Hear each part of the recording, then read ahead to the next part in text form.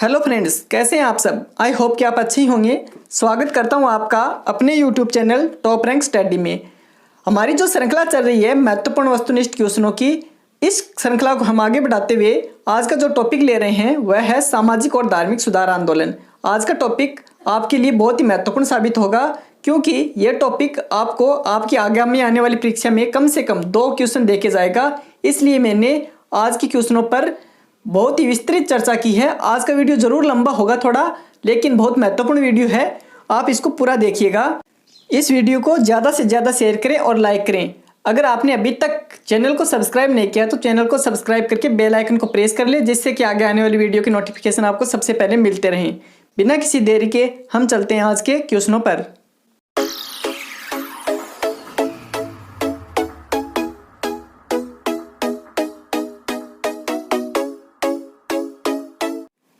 हम लेते हैं आज का पहला क्वेश्चन। निम्नलिखित में से कौन ब्रह्म समाज का संस्थापक था। हमें यहाँ पर बताना है ब्रह्म समाज का संस्थापक।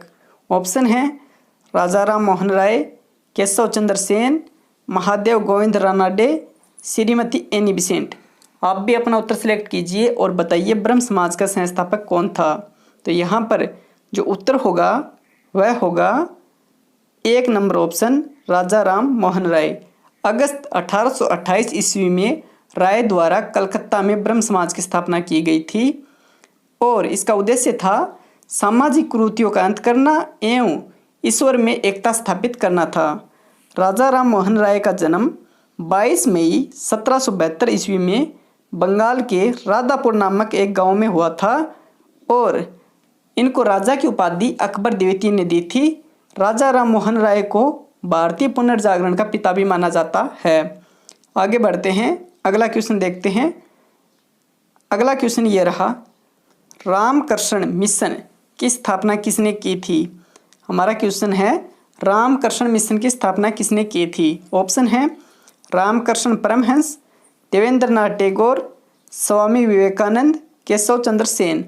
आप भी अपना उत्तर सिलेक्ट कीजिए और बताइए रामकृष्ण मिशन की स्थापना किसने की थी। तो यहाँ पर जो उत्तर होगा वह होगा स्वामी विवेकानंद। आपको 1 नंबर ऑप्शन सिलेक्ट नहीं करना है। रामकृष्ण मिशन की स्थापना स्वामी विवेकानंद ने 1 मई 1897 में की थी। इसका उद्देश्य था समाज की सेवा करना। इसका आदर्श वाक्य है ईश्वर की आराधना का सर्वोत्तम मार्ग मानव जाति की सेवा करना है। आगे बढ़ते हैं, अगला क्वेश्चन देखते हैं। अगला क्वेश्चन ये रहा, पश्चिमोत्तर सीमा प्रांत में समाज सुधार के लिए अब्दुल गफ्फार खां के नेतृत्व में एक आंदोलन प्रारंभ किया गया था। इस आंदोलन का नाम क्या था। ऑप्शन है खुदाई खिदमतगार आंदोलन, अलीगढ़ आंदोलन, अहमदिया आंदोलन, अंजुमन हिमायत इस्लाम।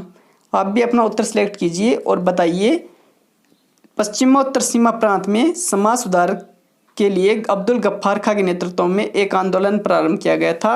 इस आंदोलन का नाम क्या था।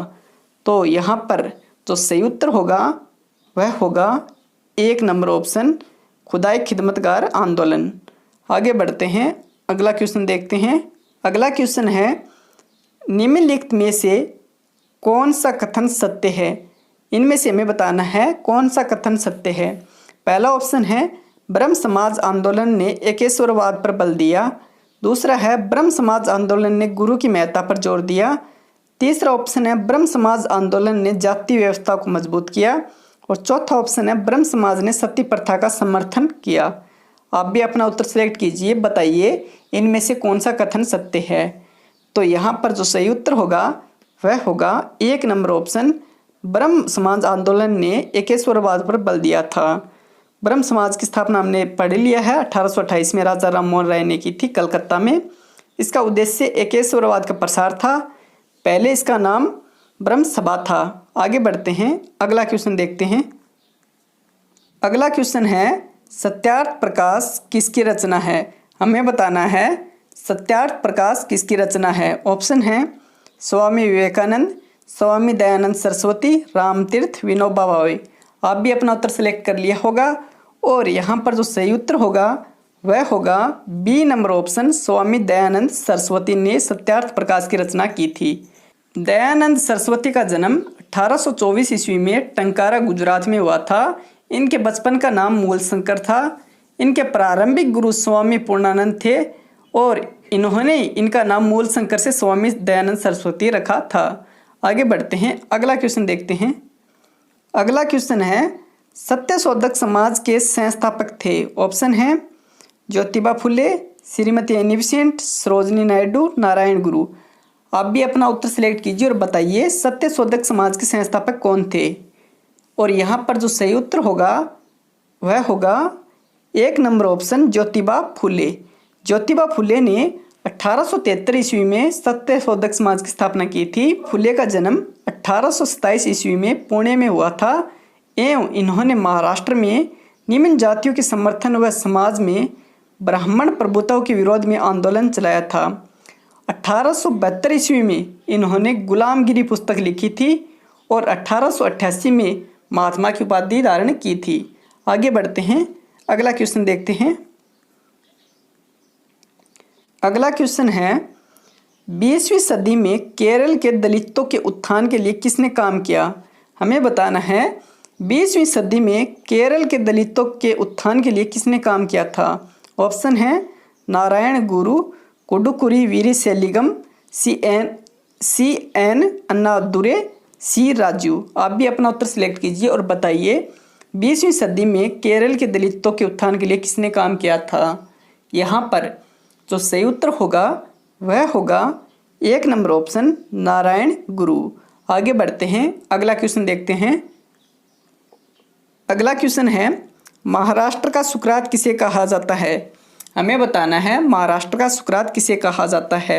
ऑप्शन है बाल गंगाधर तिलक, विपिन चंद्र पॉल, फिरोज शाह मेहता, महादेव गोविंद रानाडे। आपने अपना उत्तर सिलेक्ट कर लिया होगा और यहाँ पर जो सही उत्तर होगा वह होगा D number option Mahadev Govind Ranade को महाराष्ट्र का सुकरात कहा जाता है। महादेव गोविंद रानाडे को समाज सुधारक संबंधी कार्यों के कारण महाराष्ट्र का सुकरात पश्चिम भारत में सांस्कृतिक पुनर्जागरण का अग्रदूत कहा जाता था। रानाडे द्वारा सामाजिक संस्था पुन्ना सार्वजनिक सभा एवं शैक्षिक संस्था दक्कन एजुकेशन सोसाइटी की स्थापना की गई। इन्होंने आस्तिक की धर्म में आस्था नामक पुस्तक लिखी थी। आगे बढ़ते हैं, अगला क्वेश्चन देखते हैं। अगला क्वेश्चन है, भारत का मार्टिन लूथर किसे कहा गया है। ऑप्शन है राजा राम मोहन राय, स्वामी दयानंद सरस्वती, स्वामी विवेकानंद, स्वामी सरदानंद। आप भी अपना उत्तर सिलेक्ट कीजिए और बताइए भारत का मार्टिन लूथर किसे कहा जाता है। आपने अपना उत्तर सिलेक्ट कर लिया होगा और यहाँ पर जो सही उत्तर होगा वह होगा B number option Swami Dayanand Saraswati. Swami Dayanand Saraswati को भारत का मार्टिन लूथर या हिंदू लूथर भी कहा जाता है। दयानंद को हिंदू धर्म और वेद धर्म का कट्टर समर्थक माना जाता है। आगे बढ़ते हैं, अगला क्वेश्चन देखते हैं। अगला क्वेश्चन ये रहा, वर्ष 1829 ईस्वी में सती प्रथा का उन्मूलन किसके द्वारा किया गया था। ऑप्शन है Lord Curzon, Lord Wellesley, Lord Lytton, Lord William Bentinck. आप भी अपना उत्तर सिलेक्ट कीजिए और बताइए 1829 ईस्वी में सती प्रथा का अंत किसके द्वारा किया गया था। तो यहाँ पर हमारा जो सही उत्तर होगा वह होगा D number option Lord William Bentinck. 1829 ईस्वी में राजा राम मोहन राय के सहयोग से लॉर्ड विलियम बेंटिंग ने सती प्रथा का अंत किया था। आगे बढ़ते हैं, अगला क्वेश्चन लेते हैं। अगला क्वेश्चन ये रहा, थियोसॉफिकल सोसाइटी ने भारत में कब और कहाँ अपना मुख्य कार्यालय स्थापित किया। ऑप्शन है 1882 अड्यार, 1885 बेलूर, 1890 आवड्डी, 1895 वेल्लूर। आप भी अपना उत्तर सिलेक्ट कीजिए और बताइए थियोसॉफिकल सोसाइटी ने भारत में कब और कहाँ अपना मुख्य कार्यालय स्थापित किया था। तो यहाँ पर जो सही उत्तर होगा वह होगा 1 नंबर ऑप्शन 1882 अड्यार यानी मद्रास में थियोसॉफिकल सोसाइटी ने भारत में अपना मुख्य कार्यालय स्थापित किया था। थियोसॉफिकल सोसाइटी की स्थापना 1875 में न्यूयॉर्क अमेरिका में हुई थी। संस्थापक थे इसके कर्नल ओलकेट एवं मैडम वोलात्स्की। यह एक रूसी महिला थी। इस संस्था का उद्देश्य था प्राचीन धर्मों का तुलनात्मक अध्ययन करना और विश्व बंधुताओं को बढ़ाना। 1882 में इस सोसाइटी का अंतर्राष्ट्रीय कार्यालय अड्यार मद्रास में खोला गया। और 1889 ईस्वी में एनी बेसेंट इस सोसाइटी की सदस्य बनी एवं 1893 ईस्वी में वह भारत आई। 1907 ईस्वी में एनी बेसेंट इस संस्था की अध्यक्षा बनी और 1916 में एनी बेसेंट ने होम रूल आंदोलन संचालित किया था और 1917 में एनी बेसेंट ने कांग्रेस के कलकत्ता अधिवेशन की अध्यक्षता की थी। यह कांग्रेस की प्रथम महिला अध्यक्ष थी। आगे बढ़ते हैं, अगला क्वेश्चन देखते हैं। अगला क्वेश्चन ये रहा, भारत में दास प्रथा कब अवैध घोषित किया गया? ऑप्शन सुनिए, 1843 में, 1853 में, 1863 में, 1873 में। आप भी अपना उत्तर सिलेक्ट कीजिए और बताइए भारत में दास प्रथा कब अवैध घोषित किया गया था। तो यहाँ पर जो हमारा उत्तर होगा वह होगा 1 नंबर ऑप्शन 1843 ईस्वी में। 1843 ईस्वी के काल में लॉर्ड एलनबरो के काल में दास प्रथा को प्रतिबंधित किया गया था। आगे बढ़ते हैं, अगला क्वेश्चन देखते हैं। अगला क्वेश्चन ये रहा, किसे आधुनिक भारत का जनक कहते हैं? ऑप्शन है लाला लाजपत राय, महात्मा गांधी, राजा राम मोहन राय, भगत सिंह। आप भी अपना उत्तर सिलेक्ट कीजिए और बताइए आधुनिक भारत का जनक किसे कहते हैं। यहाँ पर जो सही उत्तर होगा वह होगा सी नंबर ऑप्शन राजा राम मोहन राय। राजा राम मोहन राय की प्रमुख उपाधियाँ थी भारतीय पुनर्जागरण का अग्रदूत, पुनर्जागरण के प्रभात का तारा, भारतीय राष्ट्रवाद के जनक, राजा जो अकबर सेकंड के द्वारा दी गई थी, अतीत भविष्य के मध्य का सेतु। इन्होंने 1814-15 में आत्मीय सभा की स्थापना भी की थी और 1817 ईस्वी में राय ने डेविड हेयर के सहयोग से कलकत्ता में हिंदू कॉलेज या वेदांत कॉलेज की स्थापना की थी। 1821 में राय द्वारा बांग्ला भाषा में संवाद कौमुदी यानी प्रगा का चांद समाचार पत्र प्रकाशित किया गया था और 1833 ईस्वी में इनकी मृत्यु हो गई थी। इनकी समाधि है वह इंग्लैंड में ब्रिस्टल नामक स्थान पर है। एक क्वेश्चन और बनता है, लंदन में राय की समाधि के पास कौन से भारतीय क्रांतिकारी की समाधि है? तो इसका उत्तर होगा मदन लाल धिंगड़ा। और राय की समाधि पर किस नाटक की पंक्तियां अंकित हैं? तो उत्तर होगा हरिकेली नाटक। आगे बढ़ते हैं, अगला क्वेश्चन देखते हैं। अगला क्वेश्चन है, भारत में 19वीं सदी का पुनर्जागरण निम्नलिखित में से किस वर्ग तक सीमित था? हमें बताना है भारत में 19वीं सदी का पुनर्जागरण निम्नलिखित में से किस वर्ग तक सीमित था? ऑप्शन है राजसी वर्ग, उच्च मध्य वर्ग, धनी किसान, शहरी भूस्वामी। आप भी अपना उत्तर सिलेक्ट कीजिए और यहाँ पर जो सही उत्तर होगा वह होगा बी नंबर ऑप्शन उच्च मध्य वर्ग। आगे बढ़ते हैं, अगला क्वेश्चन देखते हैं। अगला क्वेश्चन ये रहा, 1815 में निम्नलिखित में से किस ने कलकत्ता में आत्मीय सभा की स्थापना की थी? इसके बारे में हमने चर्चा भी कर ली है और आपके ऑप्शन है राधाकांत देव, राम मोहन राय, ईश्वर चंद्र विद्यासागर, देवेंद्र नाथ टैगोर।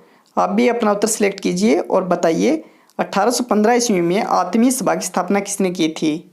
तो यहाँ पर जो सिंपल सा उत्तर होगा वह होगा राम मोहन राय। इस संस्था का उद्देश्य था हिंदू धर्म की बुराइयों पर आक्रमण करना व एकेश्वरवाद का प्रचार प्रसार करना। आगे बढ़ते हैं, अगला क्वेश्चन देखते हैं। अगला क्वेश्चन है, संवाद कौमुदी पत्र के संपादक थे, इसकी भी हमने चर्चा कर ली है। तो आप बताइए संवाद कौमुदी पत्र के संपादक कौन थे? ऑप्शन है राजा राम मोहन राय, ईश्वर चंद्र विद्यासागर, रविंद्रनाथ टैगोर, बंकिम चंद्र चटर्जी। तो यहाँ पर जो सिंपल सा उत्तर होगा वह होगा 1 नंबर ऑप्शन राजा राम मोहन राय। राजा राम मोहन राय ने संवाद कौमुदी की रचना की थी।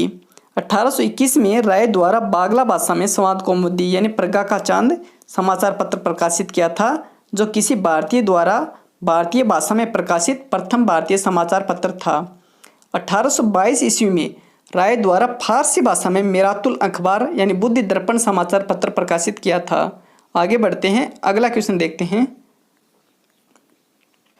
अगला क्वेश्चन है, अलीगढ़ मुस्लिम विश्वविद्यालय की स्थापना किसने की थी? ऑप्शन है सैयद अहमद खां, मोहम्मद इकबाल, मोहम्मद अली, इनमें से कोई नहीं। आप भी अपना उत्तर सिलेक्ट कीजिए और बताइए अलीगढ़ मुस्लिम विश्वविद्यालय की स्थापना किसने की थी? तो यहाँ पर जो हमारा उत्तर होगा वह होगा 1 नंबर ऑप्शन सैयद अहमद खां ने। सर सैयद अहमद खां ने 1875 ईस्वी में अलीगढ़ स्कूल की स्थापना की थी। अलीगढ़ स्कूल विक्टोरिया की स्मृति में निर्मित हुआ था। इसके उद्घाटनकर्ता लॉर्ड लिटन थे और इसके प्रथम प्रिंसिपल थियोडोर बैंक को बनाया गया था। आगे बढ़ते हैं, अगला क्वेश्चन देखते हैं। अगला क्वेश्चन ये रहा, राजा राम मोहन राय डेविड हेयर निम्नलिखित में से किसकी स्थापना से जुड़े हुए थे? ऑप्शन है Hindu college, Ripon college, MAO college, Sanskrit college. आप भी अपना उत्तर सिलेक्ट कीजिए और बताइए राजा राम मोहन राय और डेविड हेयर का संबंध किससे था। तो यहाँ पर जो हमारा उत्तर होगा वह होगा 1 नंबर ऑप्शन हिंदू कॉलेज। 1817 ईस्वी में डेविड हेयर जो डच गणितशास्त्र थे ने राजा राम मोहन राय के सहयोग से हिंदू कॉलेज तथा 1825 में कलकत्ता में वेदांत कॉलेज की स्थापना की थी। आगे बढ़ते हैं, अगला क्वेश्चन देखते हैं। अगला क्वेश्चन ये रहा, देवबंद आंदोलन से जुड़े उस विद्वान का नाम बताइए जिन्होंने स्वतंत्रता आंदोलन में महत्वपूर्ण भूमिका निभाई थी। ऑप्शन है अबुल कलाम आज़ाद, मोहम्मद अली जिन्ना, बदरुद्दीन तैयबजी, चिराग अली। आप भी अपना उत्तर सिलेक्ट कीजिए और बताइए देवबंद आंदोलन से जुड़े उस विद्वान का नाम जिन्होंने स्वतंत्रता आंदोलन में महत्वपूर्ण भूमिका निभाई। तो यहाँ पर जो सही उत्तर होगा वह होगा 1 नंबर ऑप्शन अबुल कलाम आज़ाद। अबुल कलाम आज़ाद आंदोलन से जुड़े हुए थे। 1866 ईस्वी में मोहम्मद कासिम ननौतवी और अब्दुल रशीद गगोई इस आंदोलन के संस्थापक थे। यह आंदोलन सकूल परंपरा इस्लाम में विश्वास रखता था। इसका दृष्टिकोण अंग्रेजी व्यवस्था के विरुद्ध था। साथ ही यह आंदोलन अलीगढ़ आंदोलन का विरोधी था। आगे बढ़ते हैं, अगला क्वेश्चन देखते हैं। अगला क्वेश्चन है, ब्रह्म समाज किस सिद्धांत पर आधारित है? इसके बारे में हमने चर्चा कर ली है। आप अपना उत्तर सिलेक्ट कीजिए और यहाँ पर जो सही उत्तर होगा वह होगा 1 नंबर ऑप्शन एकेश्वरवाद। ब्रह्म समाज एकेश्वरवाद पर आधारित था। आगे बढ़ते हैं, अगला क्वेश्चन देखते हैं। अगला क्वेश्चन ये रहा, बाल विवाह प्रथा को नियंत्रित करने हेतु 1872 के सिविल मैरिज एक्ट ने लड़कियों के विवाह की न्यूनतम उम्र निर्धारित की। ऑप्शन है 14 वर्ष, 16 वर्ष, 18 वर्ष, इनमें से कोई नहीं। हमें बताना है 1872 के सिविल मैरिज एक्ट में लड़कियों के विवाह की न्यूनतम उम्र क्या थी। आपने अपना उत्तर सिलेक्ट कर लिया होगा और यहाँ पर जो उत्तर होगा वह होगा 1 नंबर ऑप्शन 14 वर्ष। 1872 में गवर्नर जनरल लॉर्ड नॉर्थब्रुक के समय केशव चंद्र सेन के प्रयासों से नेटिव मैरिज एक्ट यानी ब्रह्म मैरिज एक्ट कानून पारित हुआ, जिसके तहत बाल विवाह और बहु विवाह का निषेध किया गया एवं अंतरजातीय विवाह को मान्यता प्रदान की गई। आगे बढ़ते हैं, अगला क्वेश्चन देखते हैं। अगला क्वेश्चन ये रहा, वेदों की ओर लौटो यह नारा किसने दिया? सिंपल सा क्वेश्चन है। ऑप्शन है राजा राम मोहन राय, दयानंद सरस्वती, विवेकानंद, रामकृष्ण परमहंस। तो यहाँ पर जो हमारा उत्तर होगा वह होगा B number option Dayanand Saraswati. Dayanand Saraswati ने वेदों की ओर लौटो का नारा दिया था और 1875 ईस्वी में आर्य समाज की स्थापना भी दयानंद सरस्वती ने बम्बई में की थी। आगे बढ़ते हैं, अगला क्वेश्चन देखते हैं। अगला क्वेश्चन ये रहा, प्रार्थना समाज के संस्थापक कौन थे? ऑप्शन है दयानंद सरस्वती, राजा राम मोहन राय, स्वामी सहजानंद, आत्माराम पांडुरंग। आप भी अपना उत्तर सिलेक्ट कीजिए और बताइए प्रार्थना समाज के संस्थापक कौन थे। तो यहाँ पर जो हमारा उत्तर होगा वह होगा D number option Atmaram Pandurang. Atmaram Pandurang ने प्रार्थना समाज की स्थापना की थी। 1867 में बम्बई महाराष्ट्र में डॉक्टर आत्माराम पांडुरंग और महादेव गोविंद रानाडे ने प्रार्थना समाज की स्थापना की थी। आगे बढ़ते हैं, अगला क्वेश्चन देखते हैं। अगला क्वेश्चन ये रहा, निम्न में से किस व्यक्ति ने सर्वप्रथम स्वराज्य शब्द का प्रयोग किया और हिंदी को राष्ट्रभाषा माना? ऑप्शन है राजा राम मोहन राय, स्वामी दयानंद सरस्वती, स्वामी विवेकानंद, बाल गंगाधर तिलक। आप भी अपना उत्तर सिलेक्ट कीजिए, बताइए सर्वप्रथम स्वराज्य शब्द का प्रयोग किसने किया और हिंदी को राष्ट्रभाषा माना। तो यहाँ पर जो हमारा उत्तर होगा वह होगा B number option Swami Dayanand Saraswati. स्वराज्य शब्द का प्रथम प्रयोग दयानंद सरस्वती ने किया। स्वराज्य को लोकप्रियता तिलक द्वारा दिलाई गई। स्व की अवधारणा दयानंद द्वारा ही दी गई, जिसमें स्व भाषा, स्वदेशी, स्वधर्म, स्वराज्य शामिल था। दयानंद ने लिखा है कि बुरे से बुरा स्वराज्य भी अच्छे से अच्छा विदेशी राज्य से अच्छा होता है। दयानंद प्रथम व्यक्ति थे जिन्होंने शूद्र और स्त्रियों को वेद पढ़ने का अधिकार दिया। दयानंद सरस्वती ने कहा भारत भारतीयों के लिए है। आगे बढ़ते हैं, अगला क्वेश्चन देखते हैं। अगला क्वेश्चन ये रहा, निम्न में से किस वर्ग को सर्वप्रथम पश्चिम सभ्यता ने प्रभावित किया। बहुत ही अच्छा क्वेश्चन है। हमें बताना है निम्न में से किस वर्ग को सर्वप्रथम पश्चिमी सभ्यता ने प्रभावित किया। हमारे ऑप्शन हैं कुलीन जमींदार, नवीन धनाढ्य व्यापारी, शिक्षित हिंदू मध्यम वर्ग, शिक्षित मुसलमान। आप भी अपना उत्तर सिलेक्ट कीजिए और बताइए निम्न में से किस वर्ग को सर्वप्रथम पश्चिमी सभ्यता ने प्रभावित किया। यहाँ पर जो हमारा उत्तर होगा वह होगा सी नंबर ऑप्शन, शिक्षित हिंदू मध्यम वर्ग। आगे बढ़ते हैं, अगला क्वेश्चन देखते हैं। अगला क्वेश्चन ये रहा, कुक्का नामधारी आंदोलन के नेता थे। 1 नंबर भगत सिंह जवाहरमल, भाई बालक सिंह, बाबा राम सिंह कुक्का। ऑप्शन है 1 और 2, 2 और 3, 1 और 3, 1, 2 और 3। तो यहाँ पर जो सही उत्तर होगा वह होगा डी नंबर ऑप्शन, 1, 2, 3। कुक्का और नामधारी आंदोलन के नेता भगत जवाहरमल, भाई बालक सिंह, बाबा राम सिंह कुक्का, ये तीनों ही थे। इनका उद्देश्य था सिख धर्म में सुधार करना। और नामधारी और कुक्का आंदोलन की स्थापना 1857 ईस्वी में पंजाब में हुई थी। आगे बढ़ते हैं, अगला क्वेश्चन देखते हैं। अगला क्वेश्चन ये रहा, वर्ष 1870 ईस्वी में कलकत्ता में भारतीय सुधार संघ इंडियन रिफॉर्मेंट एसोसिएशन की स्थापना किसने की। ऑप्शन है केशव चंद्र सेन, राधाकांत देव, राजा राम मोहन राय, रविंद्रनाथ टैगोर।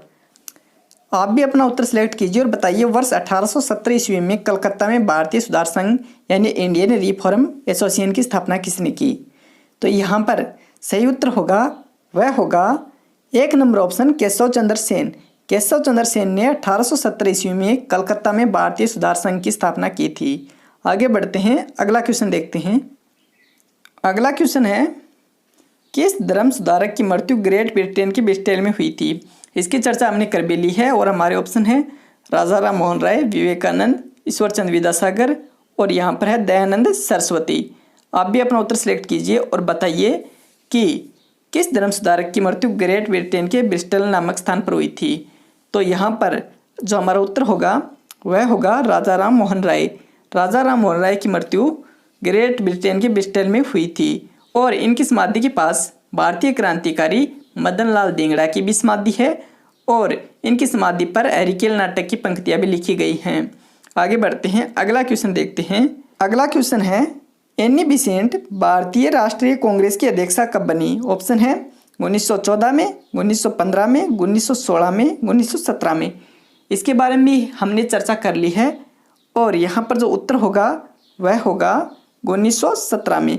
1917 में कलकत्ता के अधिवेशन में श्रीमती एनी बेसेंट भारतीय कांग्रेस की अध्यक्षा बनी। यह प्रथम कांग्रेस की महिला अध्यक्ष थी। आगे बढ़ते हैं, अगला क्वेश्चन देखते हैं। अगला क्वेश्चन है, निम्न में से सुमेलित नहीं है। ऑप्शन है सती प्रथा कानून नियम 17, विधवा विवाह कानून नियम 15, शिशु हत्या प्रतिबंध नियम 21, दास प्रथा प्रतिबंध नियम 9। आज की वीडियो का ये सबसे महत्वपूर्ण क्वेश्चन है और आपने यहाँ पर अपना उत्तर सिलेक्ट कर लिया होगा। यहाँ पर जो उत्तर होगा वह होगा दास प्रथा प्रतिबंध नियम 9। यहाँ पर नियम 9 नहीं होगा, यहाँ पर नियम 5 होगा। यह सुमेलित नहीं है। आपको इन अधिनियमों को रट के जाना है, जैसे कि नवजात कन्या हत्या कानून जॉन सोरो 1795। इस कानून के द्वारा कन्याओं की हत्या पर रोक लगाई गई। बाल हत्या निरोधक कानून लॉर्ड वेलेस्ली के काल में 1804। इस कानून के द्वारा नवजात शिशुओं को मारने पर रोक लगाई।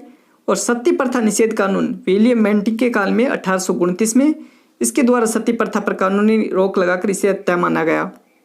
और हिंदू विधवा पुनर्विवाह अधिनियम लॉर्ड डलहौजी 1856।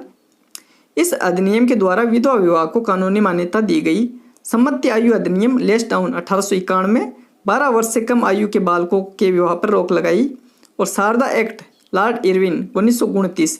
इस एक्ट के द्वारा बालकों एवं बालिकाओं के लिए विवाह की न्यूनतम आयु क्रमशः 18 और 14 निश्चित की गई थी। हिंदू महिला संपत्ति अधिनियम लॉर्ड ऑकलैंड 1937 में। इसमें हिंदू महिलाओं को संपत्ति का अधिकार प्रदान किया गया। दास प्रथा प्रतिबंध लॉर्ड एलनबरो के काल में 1843 में। 1833 के चार्टर अधिनियम के द्वारा दास प्रथा प्रतिबंध किया गया था। तो आज का वीडियो आपको कैसा लगा हमें कमेंट करके ज़रूर बताएं और आपके 30 में से कितने क्वेश्चन सही हो रहे हैं ये भी हमें बताएं। मैंने सामाजिक और धार्मिक सुधार आंदोलन को पूरा विस्तार से पढ़ाया है और आपने अभी तक चैनल को सब्सक्राइब नहीं किया तो चैनल को सब्सक्राइब कर ले और इस वीडियो को ज़्यादा से ज़्यादा शेयर करें। धन्यवाद।